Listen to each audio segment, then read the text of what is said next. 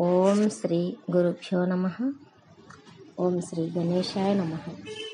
ఆత్మజ్ఞాన జిజ్ఞాసులందరికీ నమస్కారం. ఈరోజు మనము తిరుమల కొండపై 5 కిలోమీటర్ల దూరంలో ఉన్నటువంటి జాబాలి తీర్థ విశేషాలను తెలుసుకుందాం. అక్కడ ప్రకృతి అంతా కూడా ఎంతో రమణీయంగా ఉంటుంది. నడక మార్గాన్ని దర్శిస్తూ అక్కడ విషయాలను, జాబాలి తీర్థం అనే పేరు ఆ స్థలానికి ఎలా వచ్చిందో అన్ని విషయాలను చక్కగా తెలుసుకుందాము. జాపాలి స్థల పురాణం.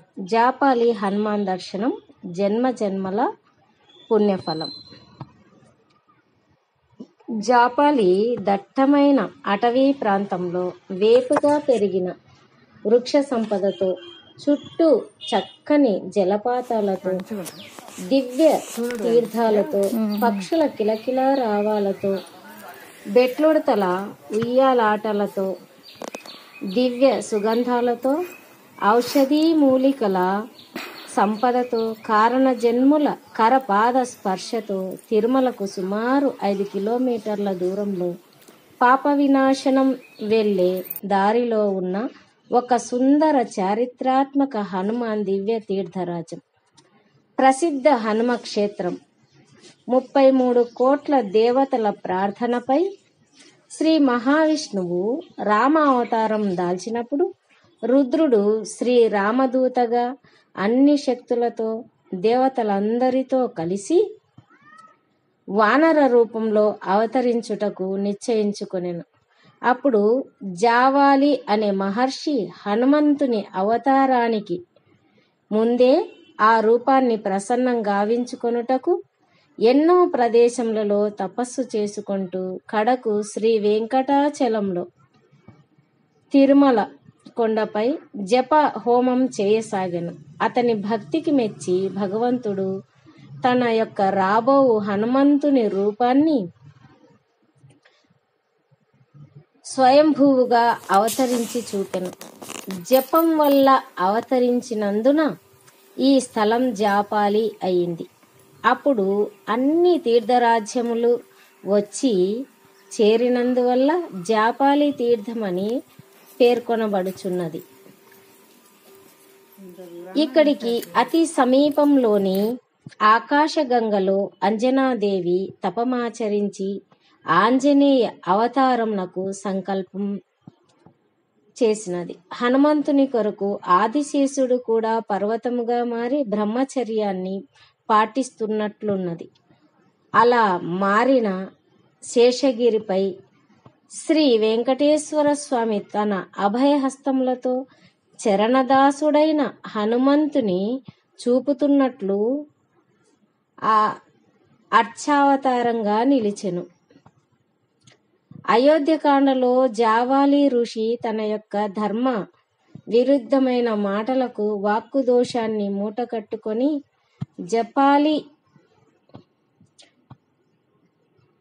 తీర్థంలో తపస్సు చేసి రామగుండంలో స్నానం ఆచరించి వాక్కు దోష విముక్తుడయ్యను. శ్రీరామచంద్రుడు రావణుని సంహరించి అయోధ్య వెడుతూ సతీ సమేతంగా ఈ తీర్థంలోనే స్నానం ఆచరించెను.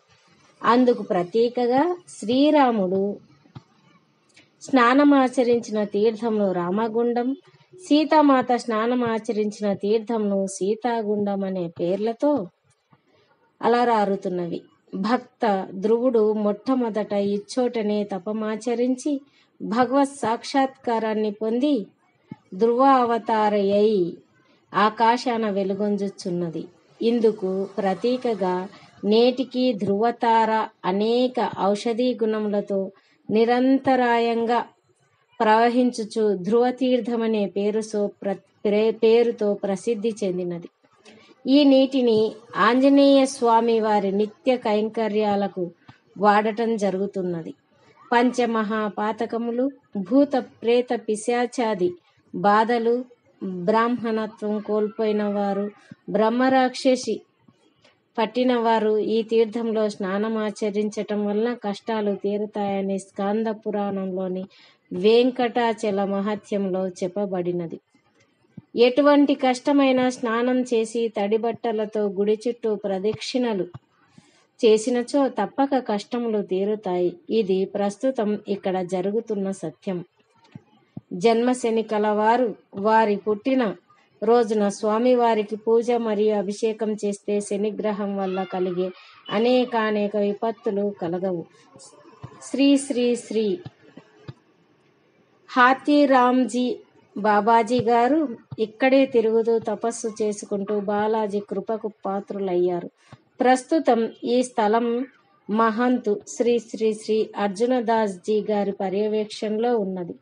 పూజారి శ్రీ రామ్దాస్ బాలాజీ ఎన్నో సంవత్సరాల క్రితం ఇక్కడికి విచ్చేసి సరైన దారులు వసతులు లేని సమయం నుంచి శ్రీ జాపాలి హనుమాన్ను కొలుస్తూ ఆంజనేయ స్వామి ప్రభావాన్ని భక్తులకు తెలియచేస్తూ సేవ చేయుచున్నారు. ఈ చోటు ఎందరో మహాత్ములు సాధువులు యోగులు సిద్ధి పొందిన చోటు, దేవతలు నడియాడిన చోటు, ఇంకా ఎన్నో లీలా విశేషాలకు అశోకవనంలోని సీతమ్మ వారిని సంతోషపరిచినట్లు ఎందరో జీవితాలలో ఆనందాలను నింపుచున్న చోటు.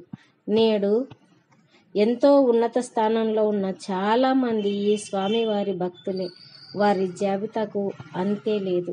జై సీతారాం అనండి, ఆధ్యాత్మిక ఆనందాన్ని పొందండి. విన్నారు కదా, ఇక్కడ హనుమంతుడి యొక్క అద్భుతమైనటువంటి శక్తి, ఆహ్లాదకరమైనటువంటి వాతావరణము, ఒక వృక్షానికి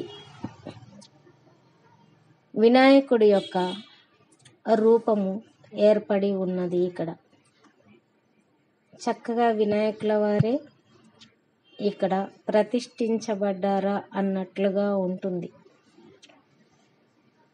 ఎంతో శక్తివంతమైన, ప్రకృతి రమణీయమైన, ఆహ్లాదకరమైనటువంటి ఈ జాబాలి తీర్థాన్ని ప్రతి ఒక్కరూ దర్శించి తరించగలరు. ఇక్కడికి రావడానికి ప్రైవేటు వాహనాలు, బస్సు ఫెసిలిటీస్ అన్నీ ఉన్నాయి. అందరూ కూడా తప్పక వీక్షించవలసినటువంటి ప్రదేశం. అందరూ వీక్షిస్తారని ఆశిస్తూ ఇంతటితో ఈ ప్రసంగాన్ని ముగిస్తున్నాను. మరలా మరి ఒక అంశంతో కలుసుకుందాం. అంతవరకు సెలవు. నమస్కారం.